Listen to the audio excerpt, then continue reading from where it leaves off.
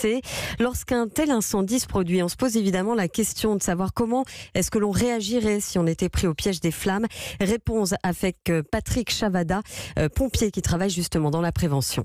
La chose à ne pas faire, notamment dans les immeubles collectifs, c'est d'ouvrir la porte palière de la cage d'escalier pour voir ce qui se passe. Si vous avez un feu d'appartement ou un feu de cage d'escalier, vous allez être immédiatement envahi par les fumées et vous allez retrouver une situation critique où vous ne pouvez pas respirer. Donc, si on doit quitter les lieux de son domicile parce qu'on a un départ de feu et qu'on ne peut pas l'enrayer, on va fermer toutes les portes derrière soi ainsi que la porte d'entrée pour éviter que le feu ne soit alimenté en oxygène et prenne de l'ampleur. Il faut savoir qu'une porte qui est fermée va pouvoir tenir à peu près une demi-heure au feu. Si en plus on peut l'arroser de temps en temps parce qu'on est dans une pièce où il y a de l'eau, où on peut avoir de l'eau à proximité, le fait de fermer la porte, de calfeutrer les issues avec des linges humides et jeter de l'eau sur la porte, alors sur là vous allez augmenter la capacité de résistance de la porte. Effectivement, on peut tenir beaucoup plus de temps, le temps que les sapeurs-pompiers arrivent et puissent nous délivrer par la fenêtre.